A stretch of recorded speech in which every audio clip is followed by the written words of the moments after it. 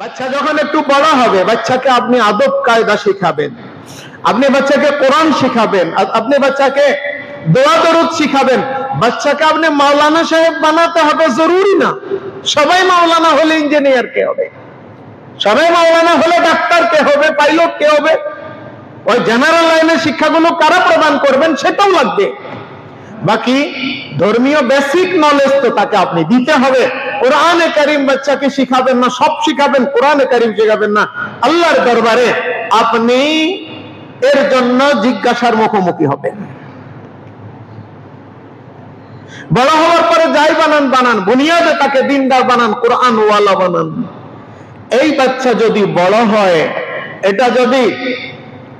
এটা যদি রাষ্ট্রের সচিব হয়, উপসচিব হয়, মন্ত্রী হয়, উপদেষ্টা হয়, বিচারপতি হয়, ম্যাজিস্ট্রেট হয়, ডিসি হয়, এসপি হয়, ওসি হয়, এমপি হয়, মেয়র হয়, চেয়ারম্যান হয়, কাউন্সিলর হয়, কমিশনার হয়, যাই হয়, এটা দ্বারা সমাজ সেজে যাবে।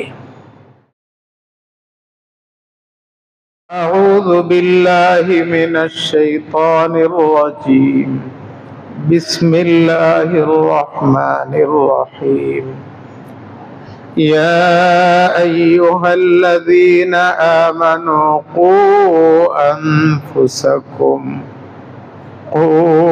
أنفسكم وأهليكم نارا وقودها الناس والحجارة عليها ملائكة غلاظ شداد لا يعصون الله ما أمرهم ويفعلون ما يؤمرون صدق الله مولانا العظيم. وقال سيدنا رسول الله صلى الله عليه وسلم ما نحل والد ولدا من نحل أفضل من أدب حسن أو كما قال النبي عليه الصلاة والسلام. মহান আল্লাহ রাব্বুল আলামিনের শুকর, আল্লাহ আমাদেরকে আল্লাহর ঘর মসজিদে ইবাদতের জন্য আসার তৌফিক দান করেছেন, আলহামদুলিল্লাহ। আমরা সকলে স্বপ্ন দেখছি সুন্দর একটি ভবিষ্যতের, দেশ গড়ার, সমাজ সংশোধনের, একটি আলোকিত সমাজ যেন হয়। আমরা সবাই এরকম কিছু কল্পনা করছি, স্বপ্ন দেখছি, কি বলেন? আমরা চাই আমাদের দেশ সুন্দর হোক, আমরা চাই আমাদের সমাজ আলোকিত হোক, ঘরে বাইরে শান্তির পরিবেশ হোক। দেশের সুন্দর হওয়া, সমাজে আলো আসা, ঘরে বাইরে শান্তির সুবাতাস প্রবাহিত হওয়া, এটা এমনি এমনি হয় না। আল্লাহ কোরআনে কারীমে বলেছেন বিমা কাসাবাত আইদিন নাস, এগুলো মানুষ করে নিতে হয়। মানুষ চেষ্টা করবে, ওই চেষ্টার ফল আল্লাহ রাব্বুল আলামিন দিবে। সবাই মিলে যদি চায় যে এখানে খালি জায়গা একটা 10 তলা বিল্ডিং হোক, শুধু চাইতে থাকলো, আল্লাহর কাছে দোয়াও করতে থাকলো, কিন্তু ইট সিমেন্ট কেনার জন্য কেউই চেষ্টা করে না, ব্রিক ফিল্ডেও যায় না, সিমেন্ট দোকানেও যোগাযোগ করে না, ইট সিমেন্ট রড বালি কিছুই আনে না। দোয়া করলে শুধু বিল্ডিং হবে না, দোয়া তো করতে হবে আল্লাহ যেন সহজ করে দেন, কিন্তু দোয়ার পাশাপাশি চেষ্টাও লাগবে।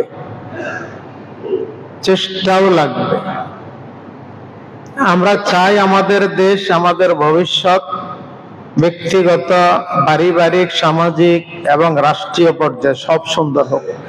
এর জন্য আমাদের চেষ্টা করতে হবে। এই সুন্দর, এই শান্তি কোনো গাছে ধরে না, কোনো মেশিন বানায় না, অথবা কোনোখান থেকে আমদানি করে এটা আমরা আমাদের রাস্তাঘাটে হাটে মাঠে ছেড়ে দেব আর সুন্দর হয়ে যাবে, বিষয়টা এরকম না। এর জন্য আমাদের সকলকে ভূমিকা রাখতে হবে, পদক্ষেপ নিতে হবে সুদূর প্রসারী। সুদূর প্রসারী পদক্ষেপ নিতে হবে, চিন্তা ফিকির করতে হবে, চেষ্টা কোশিশ করতে হবে। মুসলমানদের বিষয়টা এরকম হওয়া চাই, কিন্তু মুসলমানেরা হওয়ার পরে বলে যে হ্যাঁ ভালো হয়েছে বা খারাপ হয়েছে, আগের থেকে চিন্তা করে না। বেশিরভাগ যারা অভিশপ্ত জাতি ইহুদি, যারা গোমরা পথভ্রষ্ট জাতি নাসারা, তারা শত শত বছর আগ থেকে চিন্তা করে, টার্গেট করে আমরা এভাবে করব। সে টার্গেট অনুযায়ী তারা চেষ্টা শুরু করে, সফল হয় বিফল হয় পরের কথা। বাকি তারা এ ধরনের চিন্তা ফিকির করে তারা তাদের ধারণা মতে, তাদের বিচার মতে সুচিন্তিত পদক্ষেপ গ্রহণ করে, তারপরে তারা সাজায়। তাদের সাথে তো আল্লাহর নুসরত নাই, আল্লাহর সাহায্য নাই, শুধু চেষ্টাটা আছে। মুমিন মুসলমানের সাথে তো আল্লাহর সাহায্য আছে। তবে একটি কথা, ইসলামী আকীদার অংশ, সেটা হচ্ছে বান্দার ইরাদা মুকদ্দম আল্লাহর ইরাদার উপর। মানে আগে বান্দা ইচ্ছা করবে, এরপর আল্লাহ ওই ইচ্ছায় ফল দিবে। বান্দা ইচ্ছা করে সে অনুযায়ী চেষ্টা করবে। এরকম যদি হয় যে একজন মানুষ বাবা হতে চায়, কিন্তু বাবা হওয়ার জন্য যে তার জুড়ি লাগবে, তার ঘরে যে একজন বধূ লাগবে, সে বিয়ে করতে হবে, সে শুধু বাবা হতে চায়, আল্লাহর দরবারে দোয়া করে, বিয়ে শাদী করে না, জীবনেও বাবা হবে না। মা হতে চায়, বিয়ে বসে না, জীবনেও মা হবে না। মারিয়াম তো একজন এসেছেন, তাও মারিয়ামের ইচ্ছায় না, বরং আল্লাহর ইচ্ছায় মারিয়ামের গর্ভ সঞ্চারিত হয়েছে।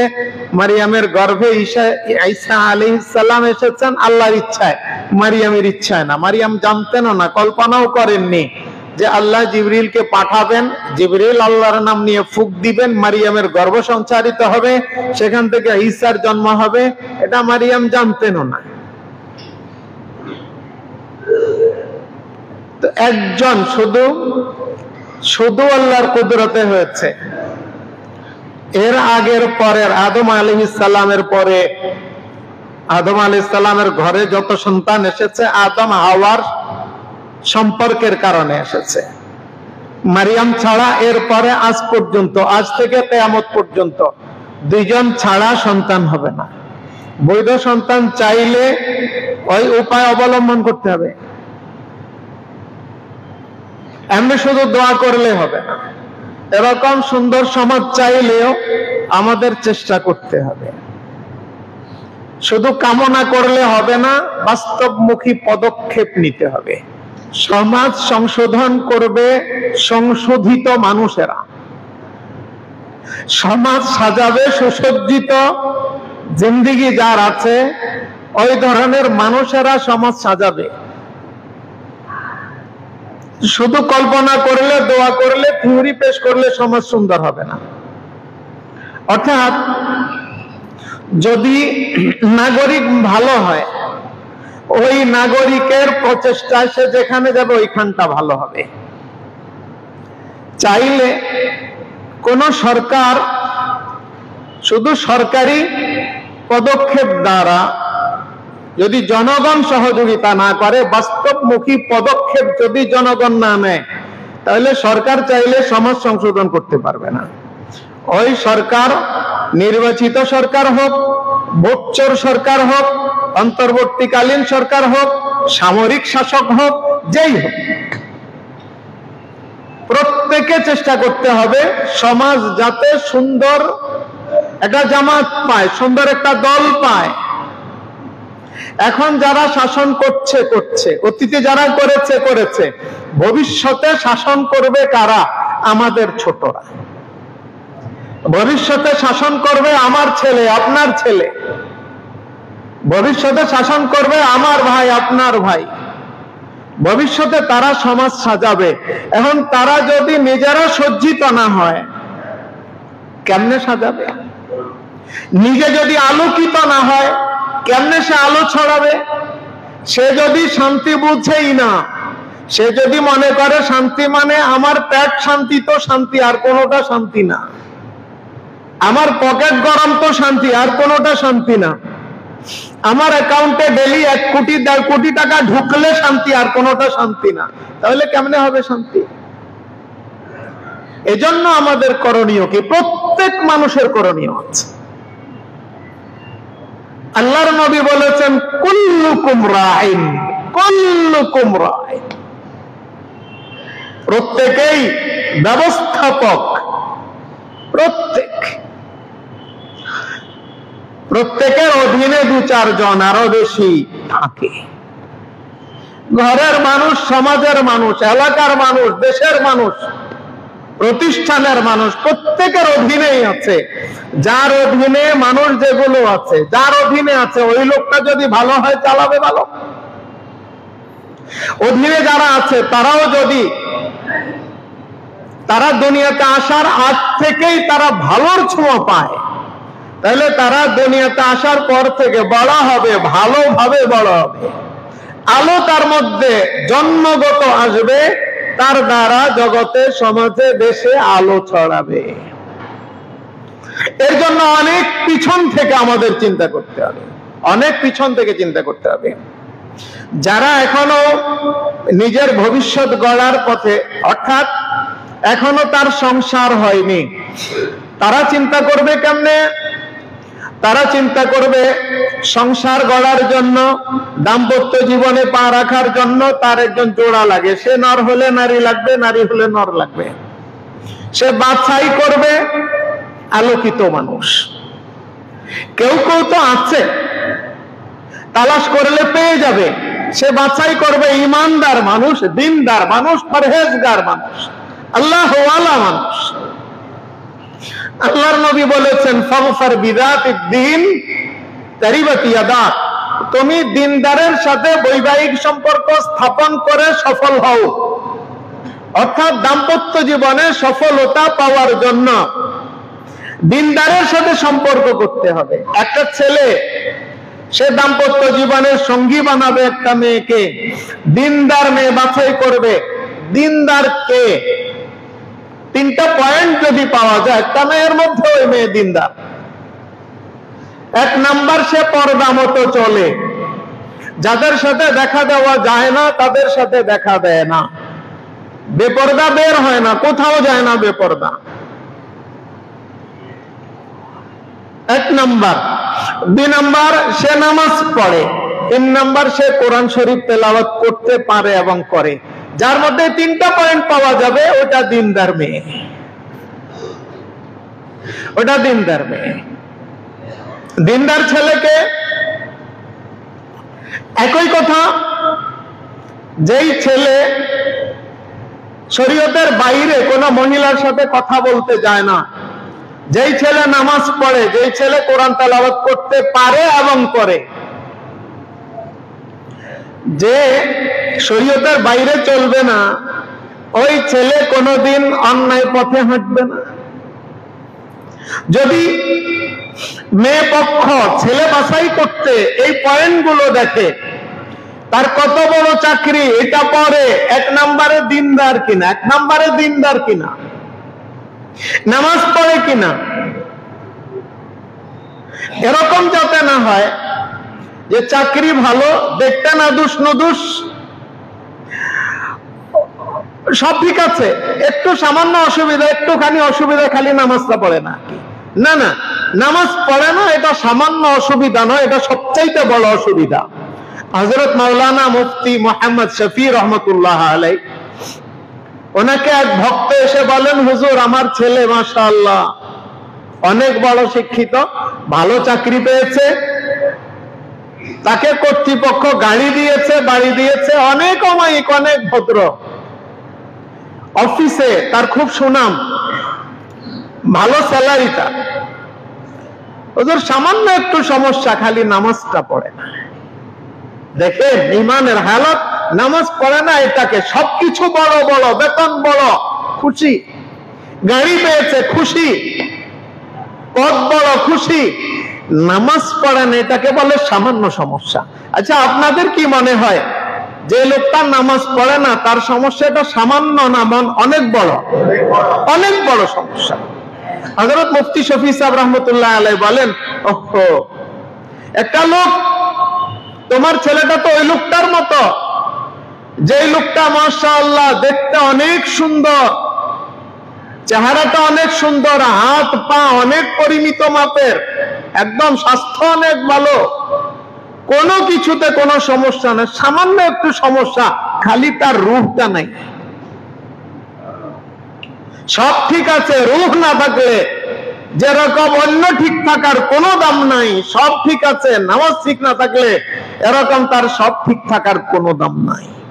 এজন্য আপনি বাছাই করবেন নামাজি কিনা, নামাজি কিনা, শরীয়ত মতো চলে কিনা, কোরআন তেলাওয়াত করে কিনা। যে নিয়মিত নামাজ পড়ে, কোরআন তেলাওয়াত করে, তাকে তার উন্নতি দুনিয়ার কেউ ঠেকায় রাখতে পারবে না। যে নিয়মিত নামাজ পড়ে, কোরআন তেলাওয়াত করে, তার উন্নতি কেউ বাধা দিয়ে রাখতে পারবে না। ফাযফার বিযাতিদ দীনি তারিবাতি ইয়াদা। এরপরে যদি এরকম বাছাই করে কেউ বিবি নিতে পারে, তার ভবিষ্যৎ অনেক, ভবিষ্যতে সে অনেক বেশি আশাবাদী হতে পারে, অনেক বেশি আশাবাদী হতে পারে। এরপরে আল্লাহর যদি হুকুম হয়, সন্তানের মা সন্তানের বাবা হওয়ার লক্ষণ দেখা দেয়, ইবাদত বন্দেগীর মাত্রা বাড়িয়ে দেবে। যেই মায়ের গর্ভে সন্তান থাকা অবস্থায় মা ইবাদত বন্দেগীর মাত্রা বাড়ায়, তেলাওয়াত করে, জিকির আজকার করে, দুরূদ শরীফ পড়ে, বিশেষত দোয়া ইউনুসটা বেশি বেশি পড়ে, ওই গর্ভ থেকে সন্তান যেটা আসবে ওটা নেককার হবে, ওটা দেশের জন্য ভালো হবে, জাতির জন্য, সকলের জন্য ভালো হবে। আব্দুল কাদের জিলানী রহমতুল্লাহ আলাইহির মতো জিন্দেগি হয়ে যাবে তার, বড় বড় ওয়ালি বুজুর্গদের মতো জিন্দেগি গঠন হবে তার। দুনিয়াতে আসার পরে প্রথম কাজ হবে ডান কানে আযান দেওয়া, বাম কানে ইকামত দেওয়া। প্রথম শব্দ কানে পৌঁছাবে আল্লাহর নাম, ডান কানে একবার, বাম কানে একবার, ডান কানে আযানের শব্দগুলো, বাম কানে ইকামতের শব্দগুলো। ছেলে হলেও মেয়ে হলেও যে দুনিয়াতে আসার পরে প্রথম আযানের আওয়াজ, ইকামতের আওয়াজ কান দিয়ে ঢুকবে, দিলে রেখাপাত করবে, এই ঈমানের, তাওহীদের, ভালোর, ভদ্রতার আলোর বীজ তার দিলে প্রথম দিনে বপিত হয়েছে। বীজ বপন যখন করা হবে, এটা থেকে ভালো ফলই আশা করা যাবে। সন্তান হলেই এগুলোর আগে ডাক দিয়ে বলে নাতি হইছে রে, নাতিন হইছে রে, হুত হইছে রে, জি হইছে রে, না, এই শব্দগুলো পড়ে। হাসপাতালে হতে কোনো সমস্যা নেই, ঘরে হলে ভালো, হাসপাতালে হলেও খারাপ নয়। ঘরে ব্যবস্থা না থাকলে হাসপাতালে নিবে, কিন্তু বলে রাখা দরকার, বলে রাখতে হবে যে বাচ্চা দুনিয়াতে আসলে কোনো সাউন্ড নাই, ডাকবে আজান দেব, আজান কে দেবে? পুরুষ দিবে, পুরুষ না থাকলে বাচ্চা দিবে, বাচ্চাও না থাকলে মহিলা। আস্তে আস্তে আজানের শব্দগুলো ডান কানে, ইকামতের শব্দগুলো বাম কানে শুনিয়ে দেবে। এই আজান মহিলাও দিতে পারে। এই আজান পুরুষ না থাকলে, কোন নাবালেগ ছেলেও নেই, তখন মহিলায় এই আজান দিলে, আজান দেওয়ার, ইকামত দেওয়ার যে সুন্নত, এটা আদায় হয়ে যাবে। একটা বাচ্চা দুনিয়াতে আসলে প্রথমে আজানের এবং ইকামতের আওয়াজ যখন তার কান দিয়ে ঢুকবে, দিলে রেখাপাত করবে, এটা ইনশাআল্লাহ তাকে বদ্দিনী থেকে, ইরতিদাদ থেকে, নাস্তিক্যবাদ থেকে তাকে বাঁচাবে। এবং এই বাচ্চার জন্য যত খরচ হবে, বাচ্চার মায়ের জন্য যত খরচ হবে, সব হালাল ইনকাম থেকে হবে, হারাম থেকে নয়, হালাল ইনকাম থেকে। অনেকেই তো অনেক পয়সা ইনকাম করে, কার জন্য? বস্তায় বস্তায় ধরা পড়ছে, কারো বা ধরা পড়ছে না, বস্তায় বস্তায়। কার জন্য? বাচ্চাদের জন্য। কারো বাচ্চাদের চা নাই, তারাও করে। কারো বাচ্চাদের চা নাই, ধার কর্জ করা, তারাও করে। কারো আছে, তারাও করে। কেন করে? এটা একটা মোহ, এটা একটা মাতলামি, টাকার নেশা। একজন আরেকজনের কথা শোনালো, তার কাছে অবৈধভাবে দৈনিক 1 কোটি টাকা না আসলো ওই দিন তার মাথা খারাপ। হাজ্জাজ ইবনে ইউসুফের ব্যাপারে একটা কথা প্রসিদ্ধ আছে, হাজ্জাজ ইবনে ইউসুফ যেদিন 100 লোক হত্যা না করতো ওই দিন সে নাস্তাও করতো না, এরকম একটা কথা তার ব্যাপারে প্রসিদ্ধ আছে। এরকম ডেলি কোটি টাকা যদি চুরি করতে না পারে ওই দিন তার মাথা খারাপ। কার জন্য রে? কার জন্য? ও ভাই, যতজন যত কামাই রোজগার করে বিবি আর বাচ্চার জন্যই তো করে। তো হারাম কামাই করলে, বিবির পিছনে হারাম খরচ করলে, বাচ্চাদের পিছনে হারাম কামাইয়ের টাকা খরচ করলে এটা তো ইহকালেও শান্তির কারণ হবে না, পরকালে তো নাই, ইহকালেও শান্তির কারণ হবে না। এবং দিন শিখাবে। প্রথম যখন কথা শিখবে, কথা বলতে শুরু করবে, আব্বু কও আম্মু কও এটা না, বলো আল্লাহ আল্লাহ আল্লাহ আল্লাহ আল্লাহ আল্লাহ আল্লাহ। মুখ দিয়ে আল্লাহর কালাম বের করানোর চেষ্টা করবে। বাচ্চাদের কানে কোরআনের আওয়াজ পৌঁছানোর চেষ্টা করবে। যেই বাচ্চার দাদা দাদি, যে বাচ্চার মা বাবা বাচ্চাটাকে কোলে নিয়ে বা পাশে রেখে কোরআনে কারীমের তেলাওয়াত করে, বাচ্চাটার কানে কোরআনের আওয়াজ ঢুকতে থাকে, ওই বাচ্চার মধ্যে কোরআনের আলো প্রভাব বিস্তার করতে থাকে। হ্যাঁ, গিটার বাজানো নয়, তবলা নয়, বাজনা নয়, নর্তকীর নাচ নয়, গায়ক গায়িকার গান নয়, আল্লাহর কোরআনের আওয়াজ। আলহামদুলিল্লাহ, পৃথিবীতে সব যুগে এমন এমন কারি আছে যাদের তেলাওয়াত 1000 বার শুনলেও মন ভরে না। তেলাওয়াত 1000 বার শুনলেও তৃপ্তি মিটে না, আরো শুনতে মন চায়, আরো শুনতে মন চায়। পৃথিবীর বুকে সবচাইতে সুন্দর আওয়াজ কোরআনের আওয়াজ। কি বলেন? সবচাইতে সুন্দর আওয়াজ।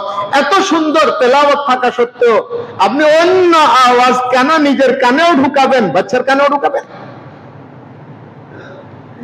কোরআনের আওয়াজ আপনার তেলাওয়াত সুন্দর না হলে আপনি রেকর্ডিং তেলাওয়াত তার জন্য বাজান। কোরআনের আওয়াজ যদি আপনার ঘরে রেকর্ডও বাজে, আপনার বাচ্চার জন্য যেরকম ফায়দা হবে, আপনার ঘরের পরিবেশের জন্য ফায়দা হবে।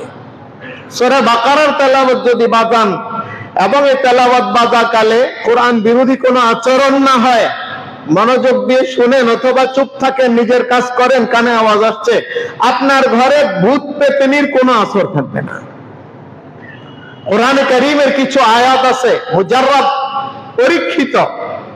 সূরা ফাতিহা, সূরা বাকারার শুরুর কয়েকটি আয়াত, শেষের কয়েকটি আয়াত, আলে ইমরানের কয়েকটি আয়াত, এরপরে সূরাতুল আরাফের আয়াত, সূরা বনী ইসরাঈলের আয়াত, সূরা সাফফাত ইয়াসিনের আয়াত, আস-সাফফাতের আয়াত, এভাবে সূরাতুল জিন্নের আয়াত, অনেক আয়াত আছে। শেষের দিকে গিয়ে সূরা ফালাক, সূরা নাস 33 আয়াত বলে। এটা যদি কেউ ফজরের পরে তেলাওয়াত করে, মাগরিবের পরে তেলাওয়াত করে, যত রকমের কঠিন জিনভূতের আসর তার আর থাকবে না। জিনভূত তাকে কোনো আসর করতে পারবে না, সেহের জাদু তার কোনো ক্ষতি করতে পারবে না। আল্লাহর নবীকে সেহের করেছে ইহুদি। আল্লাহ রাব্বুল আলামিন স্বপ্নে দেখালেন, দুইজন ফেরেশতা এসেছেন। একজন মাথার পাশে দাঁড়িয়ে বলে যে লোকটার কি হয়েছে, পায়ের পাশে দাঁড়িয়ে একজন বলে যে তাকে সেহের করেছে। কে সেহের করেছে? অমুক ইহুদি। কিভাবে সেহের করেছে? চুল দাঁড়িয়ে নিয়ে, খেজুর গাছের ছাল নিয়ে গিরা দিয়ে সেহের করে অমুক কূপের মধ্যে একটা পাথর উপর রেখে আরেকটা পাথর দিয়ে চাপা দিয়ে রেখেছে। রাসূল সাল্লাল্লাহু আলাইহি ওয়াসাল্লাম ঘুম থেকে উঠে দুইজন সাহাবীকে নিয়ে গেলেন, ওই কূপে একজনকে নামালেন, ডুব দিয়ে পেলেন, 2 পাথরের মাঝখানে চাপা দেওয়া, চুল দাঁড়িয়ে এবং খেজুরের ছাল গিরা দেওয়া। রাসূলুল্লাহ সাল্লাল্লাহু আলাইহি ওয়াসাল্লাম ফালাকের এবং নাসের আয়াতগুলো পড়লেন। ফালাকের 5 আয়াত, নাসের 6 আয়াত, মোট 11 আয়াত পড়ে ফুঁক দিলেন। 11টা গিরা ছিল, ওই গিরাগুলো খুলে গেল। রাসূল সাল্লাল্লাহু আলাইহি ওয়াসাল্লাম সেহের থেকে সম্পূর্ণ সুস্থ হয়ে গেলেন। সূরা ফালাক নাস এটা তেলাওয়াত হবে, 33 আয়াতের ভিতরে আছে। কোরআনে কারীমের তেলাওয়াত হলে বাচ্চাকে সেহের জাদু থেকে আল্লাহ হেফাজত করবেন, আপনার ঘরটা হেফাজতে থাকবে। এভাবে বাচ্চা যখন একটু বড় হবে, বাচ্চাকে আপনি আদব কায়দা শিখাবেন, আপনি বাচ্চাকে কোরআন শিখাবেন, আপনি বাচ্চাকে দোয়া দরুদ শিখাবেন। বাচ্চাকে আপনি মাওলানা সাহেব বানাতে হবে জরুরি না। সবাই মাওলানা হলে ইঞ্জিনিয়ার কে হবে, সবাই মাওলানা হলে ডাক্তার কে হবে, পাইলট কে হবে। ওই জেনারেল লাইনের শিক্ষাগুলো কারা প্রদান করবেন সেটাও লাগবে। বাকি ধর্মীয় বেসিক নলেজ তো তাকে আপনি দিতে হবে। কোরআনে কারীম বাচ্চাকে শিখাবেন না, সব শিখাবেন, কোরআনে কারীম শিখাবেন না, আল্লাহর দরবারে আপনি এর জন্য জিজ্ঞাসার মুখোমুখি হবেন। বড় হওয়ার পরে যাই বানান বানান, বুনিয়াদে তাকে দিনদার বানান, কোরআন ওয়ালা বানান। এই বাচ্চা যদি বড় হয়, এটা যদি রাষ্ট্রের সচিব হয়, উপসচিব হয়, মন্ত্রী হয়, উপদেষ্টা হয়, বিচারপতি হয়, ম্যাজিস্ট্রেট হয়, ডিসি হয়, এসপি হয়, ওসি হয়, এমপি হয়, মেয়র হয়, চেয়ারম্যান হয়, কাউন্সিলর হয়, কমিশনার হয়, যাই হয়, এটা দ্বারা সমাজ সেজে যাবে। আমরা যদি সবাই চাই আমাদের বাচ্চাগুলো, আমরা যদি সবাই চাই আমাদের দেশটা আলোকিত হোক, সুন্দর হোক, এই ধারাবাহিকতায় আমরা আমাদের সমাজকে আলো দিতে পারি, আমরা আমাদের সমাজকে গড়তে পারি। কিন্তু না, এটা যদি না করি, আমরা শুধু কল্পনা করি যে আমাদের সমাজ সুন্দর হয়ে যাক। আপনার বাচ্চাটা সমাজ সুন্দর করার জন্য বানাচ্ছেন কিনা, আপনি যে কল্পনা করছেন সমাজটা সুন্দর হোক, আপনি লাগালেন মান্দারের ডেলা লাগাইলেন, এখান থেকে আম কেমনে আশা করেন? মান্দার গাছের ডাল লাগালেই গাছ হয়, এই জন্য মান্দারের ডেলা বললাম। আপনি মান্দার গাছের ডাল আপনার সীমানায় লাগালেন, 2 বছর পরে যেন আম ধরে, এই কল্পনা করলে আপনাকে মানুষ তো পাগল বলবে। আপনার বাচ্চাকে আপনি মানুষ বানানোর, দেশপ্রেমিক বানানোর, আল্লাহর ভয় তার দিলে যেন ঢুকে, মুত্তাকি পরহেজগার বানানোর বুনিয়াদি ফিকির যদি না করেন, আপনার এই বাচ্চা আবার বড় হোক, এটার দ্বারা দেশ সাজুক, এটা যদি কল্পনা করেন, তা আপনিও তো মান্দার কাঁটা লাগিয়ে আম তালাশ করছেন। লাগালেন মান্দারের ডেলা, ওখান থেকে আম খেতে চান, এটা তো বোকামি। এজন্য যদি আমি চাই আপনার আমার ছেলে মেয়ে এরকম বড় হোক, যাদের মাধ্যমে দেশ সুন্দর হবে, শোধিত হবে। যেখানেই যায়, যেই পর্যায়ে যায়, তার দ্বারা দেশের হক নষ্ট হবে না, তার দ্বারা না আয়নার ঘর হবে, না চিরুনির অভিযান হবে, আয়না চিরুনি কোনোটা হবে না, তার দ্বারা কারো হক নষ্ট হবে না। কেউ জীবনের পরে জানবে না তার বাবা কোথায় গিয়েছে, আছে না মরে গিয়েছে। মহিলা বলতে পারবে না তার স্বামী বেঁচে আছে না মরে গিয়েছে। তার দ্বারা এরকম কোন অনাচার হবে না,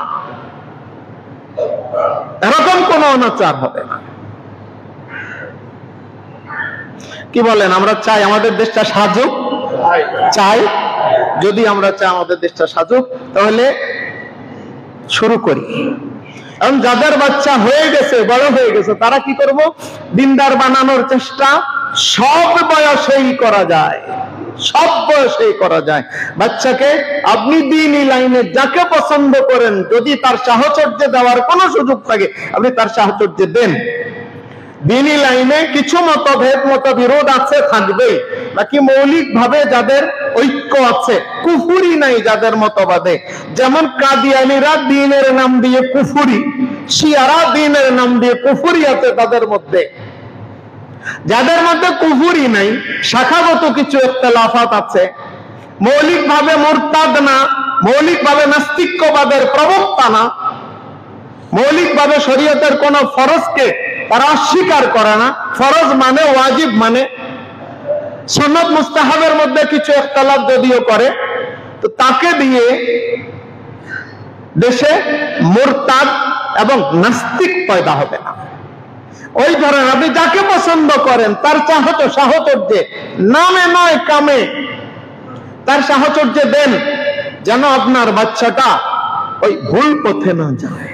বড় হলে একটা ভালো বড় হয়, খারাপ বড় না হয়। যদি চেষ্টা করেন ইনশাআল্লাহ সমাজ সংশোধন হবে। আমরা স্বপ্ন দেখছি, কি বলেন? আমরা স্বপ্ন দেখছি না? আমরা স্বপ্ন দেখছি আমাদের দেশ সুন্দর হবে ইনশাআল্লাহ। বাচ্চারা দেখিয়ে দিয়েছে, বাকি তারা যতটুকু বুঝেছে ততটুকু। তাদের কাজের মধ্যে ভালো খারাপ মিশ্রিত আছে। খারাপ এটাকে বলছি, সংসদ ভবনের সামনে মোমবাতি জ্বালিয়েছে। একদিন সংসদ ভবনের সামনে নিহতদের স্মরণে মোমবাতি জ্বালিয়েছে। অগ্নি প্রজ্বলন করা কারো স্মরণে, এটা ইসলামী মানসিকতা না। তো বাচ্চা তো, ওরা তো ধর্মীয় বলয়ে বলা হয়নি। বাকি তাদের মধ্যে অনেক ভালো ছেলে, অনেক দিন পছন্দকারী ছেলে আছে। ওগুলোর প্রভাবে আলহামদুলিল্লাহ একটা পরিবেশ হয়েছে। সামনে যাতে পরিবেশটা সুন্দর হয়, কারো হক নষ্ট না হয়, আমরা এটার জন্য চেষ্টা করব। আমাদের বাচ্চাগুলোকে দ্বীনের সাথে কানেকশন করে দেব, কোন হক্কানি আলেমের সাথে জুড়ে দেব, দাওয়াত তাবলীগের সাথে জুড়ে দেব, অন্য কোন ইসলামী কালচারের সাথে। যারা ইরতিদাদের দিকে, নাস্তিক্যবাদের দিকে নিবে না, যারা কাদিয়ানিয়তের প্রবক্তা নয়, শিয়াইয়তের প্রবক্তা নয়, তাদের সাথে না। প্রবক্তা যারা, তাদের সাথে না। ইনশাআল্লাহ আমাদের দেশ সুন্দর হয়ে যাবে, ইনশাআল্লাহ সুন্দর হয়ে যাবে। আমি তো খুব আশাবাদী। আপনাদের আশা কেমন আছে জানি না, আমি খুব আশাবাদী। আমরা সবাই মিলে যদি চেষ্টা করি, আমাদের দেশ সুন্দর হবে না? ইনশাআল্লাহ হবে। যারা এখন আশা করছেন সামনে শাসনভার হাতে নেবেন, সংশোধন হয়ে গেলে আমরা হয়তো ভোট দেব, কি বল? সংশোধন না হলে শুধু আশা করলে লাভ হবে না। যেই লাউ সেই কদু, কোনো লাভ নাই। যদি যেই লাউ সেই কদু মার্কা কোনো কিছু হয়, এটা কাম্য ছিল না যে পট পরিবর্তনের সাথে সাথে টানা হেসরা, এটা কাম্য ছিল না। এখন সুযোগ এসেছে নিজেদেরকে সংশোধন করার। নিজেরা বসে পরামর্শ করেন, নিজেদের মধ্যে যারা ভালো বিশেষজ্ঞ আছে তাদের নিয়ে বসেন, যে আমাদের কি কি খুঁত আছে এগুলো নোট করেন। নোট করার পরে সংশোধনের পথে আগান। না হলে যারা আগাবে তারা এগিয়ে যাবে, যারা শুধু ক্ষমতার জন্য উন্মুখ হয়ে থাকবে, মানুষ আলহামদুলিল্লাহ দেখেছে এখন আর কেউ ক্ষমতা চাইলে দিয়ে দিবে না। ঠিক আছে না? সংশোধন হলে আপনি সংশোধন হন, আপনি নিজেকে ওইভাবে পেশ করেন যে আপনি ক্ষমতা পাওয়ার উপযুক্ত, তাহলে আপনাকে দেবে। আমরাও বলবো দাও, আমরাও দেব, না হলে লাভ নাই। শুধু কল্পনা করবেন না। আল্লাহ রাব্বুল আলামিন আমাদেরকে, আমাদের বাচ্চাগুলোকে, আমাদের ছোটদেরকে সুন্দরভাবে এগিয়ে নেওয়ার পথে পদক্ষেপ নেওয়ার তৌফিক দান করুন।